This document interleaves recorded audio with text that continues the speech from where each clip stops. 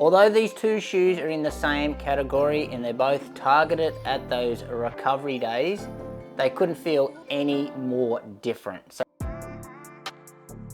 shoe comparison I've got for you guys today. So we are going to put the Nike Vomero Premium up against the Brooks Glycerin Max. So I'll go through their similarities, differences and key features, and hopefully from that'll give you guys a great indication of choosing the right shoe for you. But before we get into it, a big shout out to my #1 running store, the Running Company at Geelong. I've got a link to their website in the description. Make sure you go check out that and check out all their running gear. And also guys, if you haven't done so already and you want to support their channel, make sure you hit that subscribe button.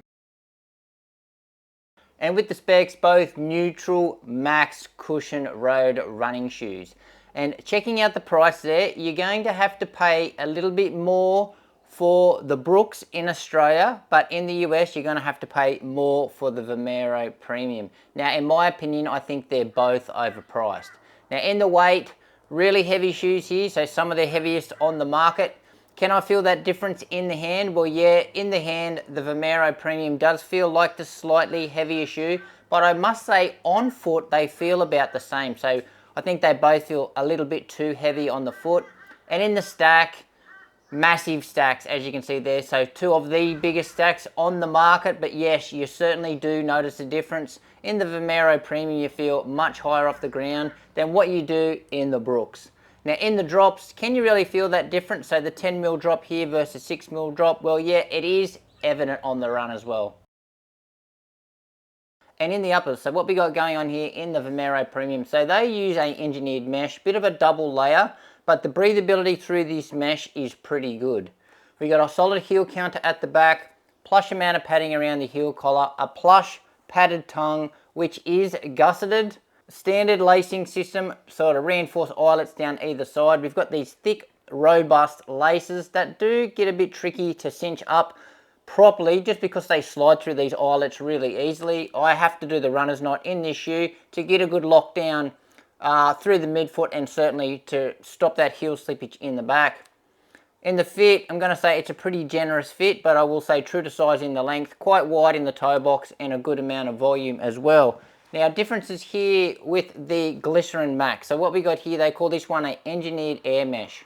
Now in comparison to the Vomero Premium, it's a lot thicker and it's far less breathable. We got a solid heel counter at the back here, which is similar. A nice little Achilles flare at the back. Probably a little bit more padding around the heel collar here, but still a plush amount. A plush padded tongue, but this tongue is not gusseted, and this tongue does tend to float around a little bit on the run. With our lacing system, it's like an off-centered lacing system, but again, just reinforced eyelets, really thick, premium laces that probably don't need to be there, but I will say that you get a better lockdown through the midfoot here. I don't have to do the runner's knot in this shoe to stop any heel slippage. In the fit as well, I'm going to say it's a generous fit, just like the Vomero Premium. So quite a big and voluminous shoe. So true to size in the length, I'm still going to go. Generous in the width department, and as I just mentioned, lots of volume in the shoe.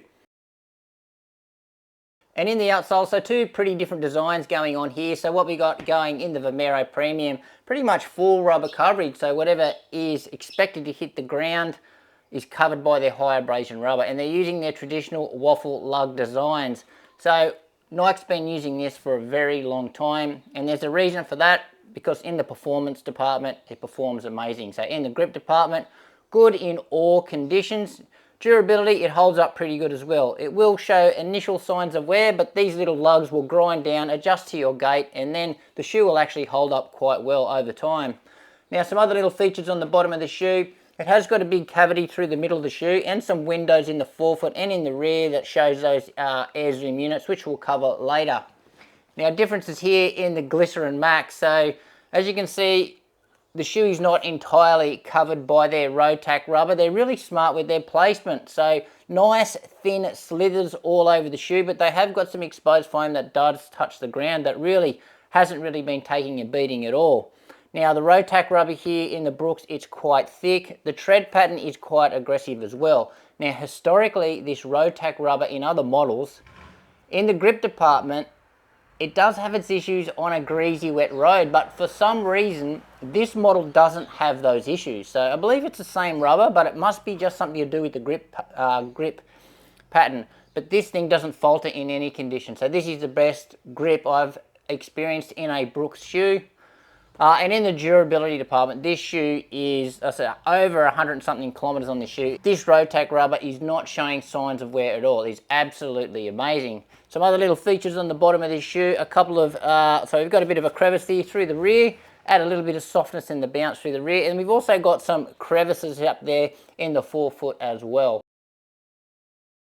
And in the midsole, so this is where both brands are showcasing their tech off. So with the Vomero Premium, Zoom X is what they are using here. So that is their brand's super foam, their premium foam. Yes, they use Zoom X in their race shoes, but I think this has been tuned differently just because it's designed for daily use. Now, 2 layers of this Zoom X, sandwiched between those 2 layers of Zoom X, they've got these air zoom units that make this shoe look so striking. So these big orange pods, one in the front and one in the rear.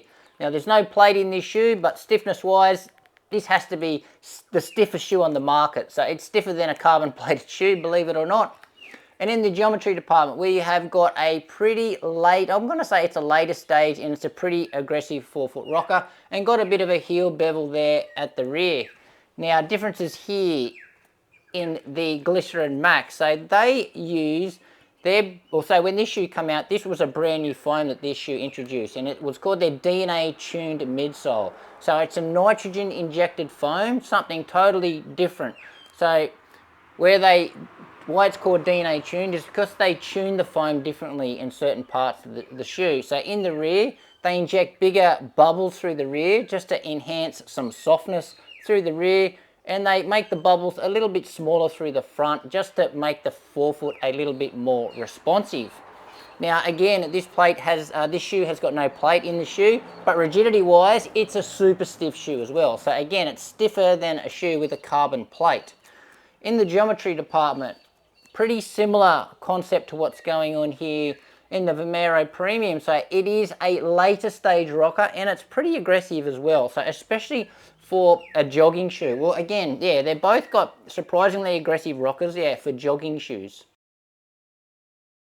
Although these 2 shoes are in the same category and they're both targeted at those recovery days, they couldn't feel any more different. So what you get here in the Vomero Premium, you get lots of protection from the road, and that's exactly what they're designed for, to take all the impact out of the road. However, this shoe gives you that energy return back.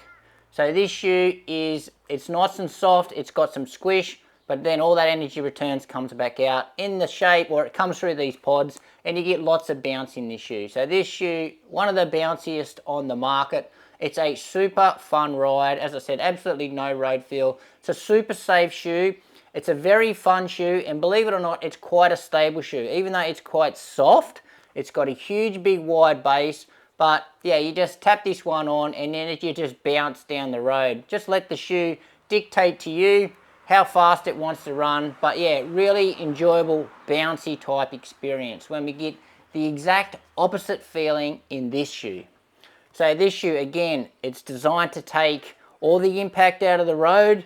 So as we come through, hitting those hard surfaces, this shoe gives you pretty much no energy return. So this shoe just delivers you a really soft, jello, marshmallow type experience, but it just takes all the shock absorption out of the road, and it doesn't send it back through your body. It doesn't send it back through your legs.